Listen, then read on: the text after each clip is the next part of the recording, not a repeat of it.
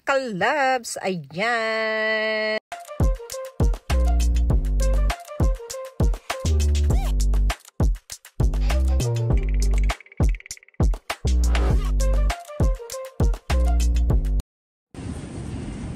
Welcome to Caverna. Ayan, pasok tayo sa group. Welcome, sir. Thank you, sir. Ayan, dito na tayo sa Welcome to Caverna. Ayan po. Tingnan natin si Vincent kung nasaan sila. Ayan. Dito sila naghihintay. Ciao! Ayan sila. Vincent.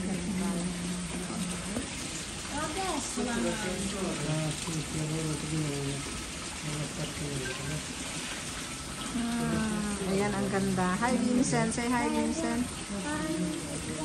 Ayan,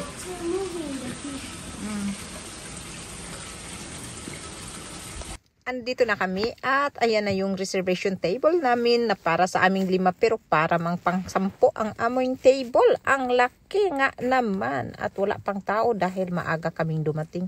Parang walang gaanong tao at kami mauuna sa mga pagka-earn. Ayan o, ang sarap yung fresh salmon at saka mayroon tayong hipon at saka yung ating favorite na sushi. Ayan na si Vincent at mayroon na siyang kinuha na pagkain at yung asawa ko din. So, ayan, ay mag-aano na kami, mag-i-start na kaming kakain. Ayan na po, ito po ay in-order natin na pinaluto po natin. Fresh yan, ikaw ang magpili kung anong gusto mong kakainin. At yan ay ipapaluto mo sa kusinero. At yung kusinero dito sa Finland, sa Caverna, ay isa pang Pilipino.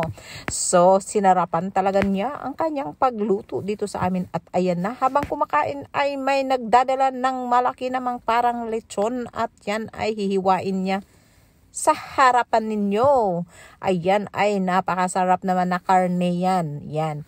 O, kung makita nyo, sobrang gandang tingnan naman talaga ang kanyang ginagawa. Ayan po. So, ayan si Vincent ay kumuha din si Vincent at hindi ko alam kung kukuha din yung biyanan kong lalakar. Ayan, so nilagay ko po itong maliit ding kapchong natin kasi maganda kasi tingnan. Ito naman pangalawa na yun ay manok at ito naman ay beef. Yung una ay baboy. So sunod-sunod po siyang nagdala sa amin ng grill na pagkain at ito'y napakasarap nga naman kainin. So welcome po sa Caverna. Ayan, masarap ang pagkain doon at hindi ka magsasawa at sobrang dami. Ay ito ay isang as much as you can, 51 euro yan. So, at saka well serve yan dyan. So, dahan-dahan lang sa pagkain at baka naman ay mabusog ng husto. Ayan po. At ayan na naman ulit at si David din na naman ang bibigyan at ayan. So, hihiwain niya at hahawakan mo yung hinihiwa niya. Yan po. So, yun ay ang sarap na crispy. Kaya ay pinufocus ko talaga yan kasi napakasarap nga naman na karne at malambot daw. Pero ako'y hindi kumain yan. Dahil pag ako'y pumunta doon sa Caverna, ang kinakain ko ay talagang lahat isda. At ito na'y nagdi-dessert na tayo ng mango na para siyang litchi plan. Panacotta at saka mayroon tayong passion cheesecake na kinakain dyan.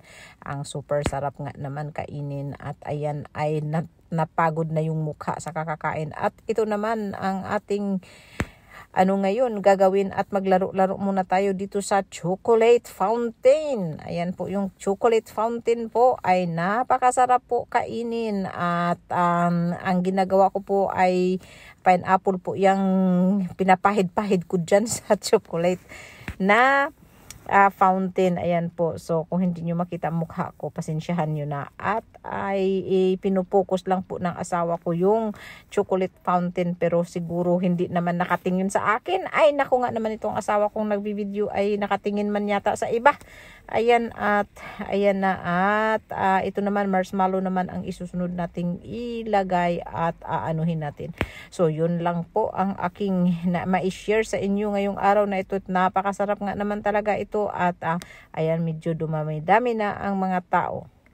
So ayan na po yung pinaka-island na maraming isda na ginagawa nilang parang aquarium, ay ang isda daw ay hindi kumikilos, sabi ni Vincent. So ayan, ay busog na kami, wala nang mga boses at wala nang lakas magsilakad ang mga tao. So ayan, na sumakay sila ng elevator at hindi na nila kayang umakyat sa hagdanan dahil sa sobrang kabusugan nila. Ayan, at hihintayin natin sila kung nasasaan na sila at hindi na lumalabas dyan sa pinto kung saan yung elevator na dapat papasok ay aakyat, ay wala pa naman, siguro nabigatan nga naman, ay naku nga naman, dahil 4 nga silang sumakay dyan sa elevator. So ayan, hintayin natin dahil nga yung mga biyanan ko ay matatanda na rin at hindi na talaga kayang umakyat ng hagdanan.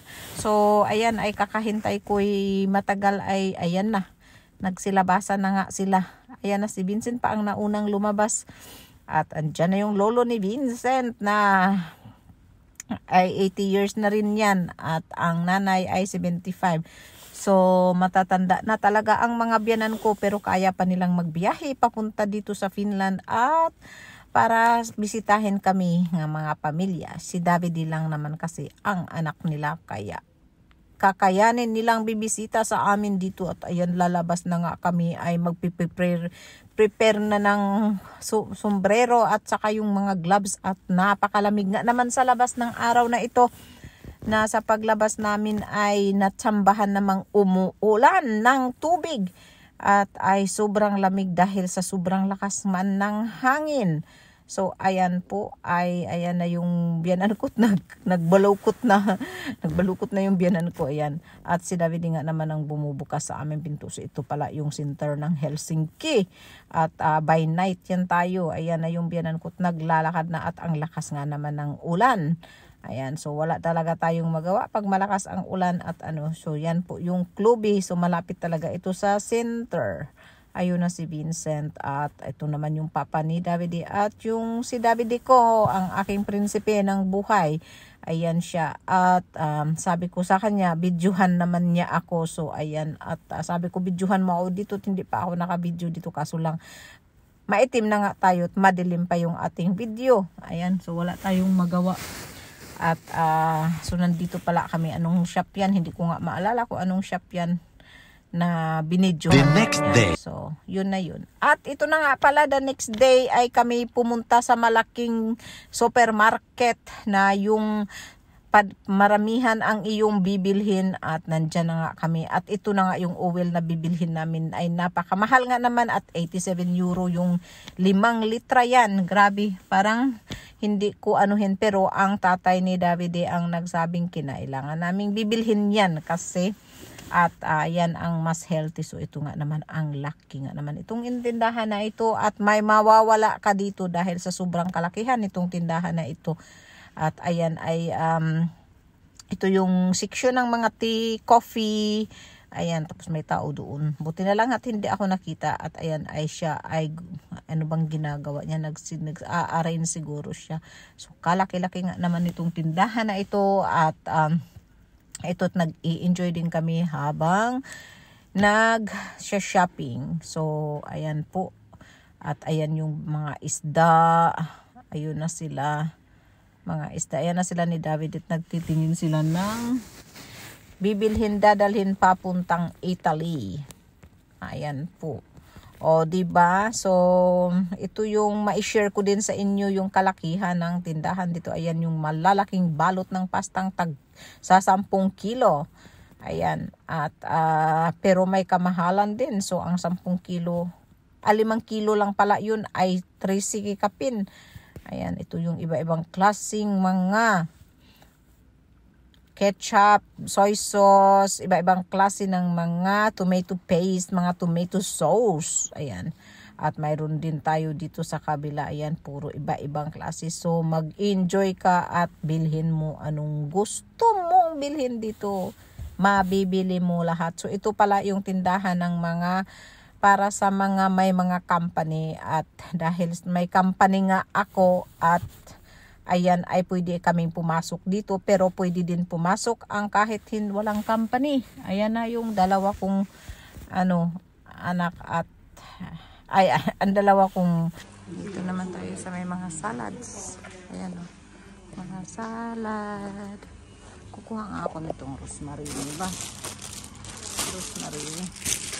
Kuha ako nito kasi gamot daw ito sa tuhod. Tingnan natin. Ayan. Gamot sa tuhod. Ayan. May ginger tayo dito. Kukuha tayo ng talong. Baka may talong dito. Ayan. Ang sarap nito. Kung gusto ko itong pichay. Kuha ako isang pichay at pakainin ko lang ito ng ng diretso. Meron din dito mga gulay. Ayan, sarap na gulay na ito. Kuha kaya ako nito. Ano yan, yung mini paksoy. Kuha ako. Masarap kainin yan. Yan, diba? Ang daming gulay dito. Ang laki ito. Laking lugar. Let's go. Did you take food bar? Aki. Food bar. Food bar. Okay, food bar. Yes. Now, so we go. There is already cioccolato. Non so se per caso c'è ancora tre stecche di cioccolato qua.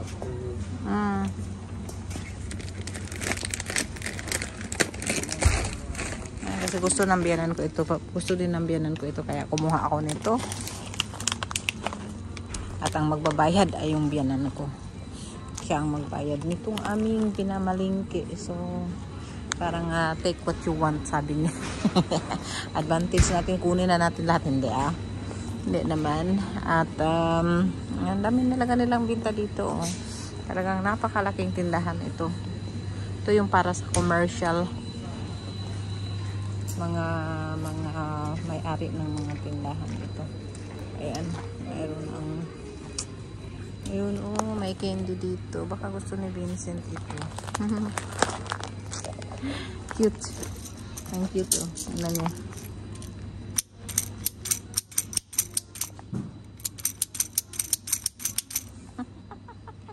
Ang cute niya. Dito na kami sa mga chocolate. Oh, look this flower. Can you show me this flower, Mare? Oh. Wait, we take a video. You give me. Wait. So, ayan. Ayan na nabili ko dito. Ayan. Meron tayong unggoy dito.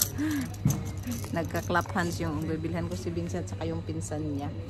Yun ang bibilhin namin. At then, ayan, daming chocolate dito. Let's go.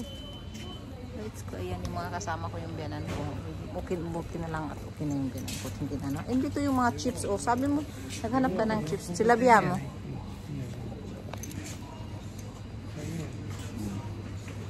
Ayan, so Viola e per Beatrice. Ayan, binilhan namin si Bia ng Tapos may mga marami din cake dito. Ayan, iba-ibang klaseng cake. Ayan, ang dami dito. Iba-ibang klaseng cake. O, diba? Bili tayo ng iba-ibang klaseng cake dito. Ayan. Marami. Tapos mga chips. Ayan. Mayroon ding shrimps dito. Shrimps. Look now, it's 13, 14. 10. We bought for 10. Yan, may mga ice creams din dito. Boy! Yan, daming dito. Daming pagkain. So, let's go! What's up? What's up? What's up? Nandito na tayo sa bahay. Ayan, taas nga natin ito. Ayan, so, nandito na po ako sa bahay. At ito, tingnan nyo. Yan, tingnan nyo. Ang nakita ako, ang ganda naman kasi. Ngayon, nahulog na. Maglagay ako ng tubig. Kasi maglagay ng pagkain ng aking mga mga boys. Boys. So, gumawa na ako ng sauce kanina. Yung nakita nyo yung sauce. Nakita nyo ba yung sauce ko? Oo, nakita nyo yung sauce kong ginawa. So, ayan. At, tagaan na natin ng tubig kasi ang ating i-mix sa sauce is ito po. Alam nyo ba ito? Ito. Yan. Yan yung i-mix natin sa sauce. O, masarap yan, mga kalabs. Yan. At meron tayong bulaklak dito. Ang ganda naman kasi ng bulaklak. Hindi ka talaga hindi bibili nito. Grabe, maingganyo ka talaga sa family ba.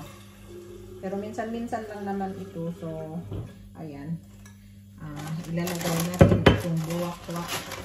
Ayan, super ganda kasi. Kaya sabi ko, gusto ko talaga, bibili talaga ako. So, tanggalin natin yung mga dito sa ibaba na dahon. Ayan ang ganda talaga ng kulay niya. So, mag-aano tayo, ilalagay natin siya dito. Sabi nila, konti lang daw tubig ang ilagay.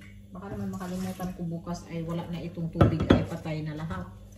Ayan. So, tanggalan natin daw ito dito sa baba ng dahon. Parang hindi siya kakain ng maraming O, diba? Ang ganda niya. Wow. Super. Ayan, may white, may red. So, 3 colors siya, mga kalabs. So, kaya nagustuhan ko talaga siya dahil 3 kulay siya. Ayan. So, tanggalan na natin yung ayan. May yellow, red, white. Oh. Ayan. Uy, natumba man. Natumba. Ayan. Hindi ka tayo. So, yan dito mga kalabs. Basta pag time ng spring, marami talagang tulips. Ang ganda talaga pag spring kasi maraming tulips. So, ang ganda kasi ng yellow, red, white. Ayan. Mas marami yata ang yellow kaysa white. Parang 3 lang ang white. Meron ditong isang white na hindi pa siya nabukas. Ayan. So, ilagay natin itong hindi pa nabukas na white. And then, merong pang-4 na white dito sa Ayan. So, kailangan mo kasing tanggalin yung dito sa baba. Parang hindi siya disturbo.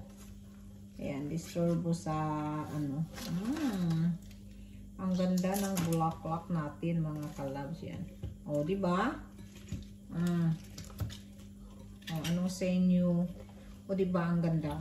Para siyang yan ang ganda ng bulaklak natin So, ilalagay natin sa table. Sa table ito natin ilalagay. Yan. Meron tayong magandang bulaklak. Yun lang po at maraming salamat sa inyong pagpanood sa ating munting channel. I love you all. Bye!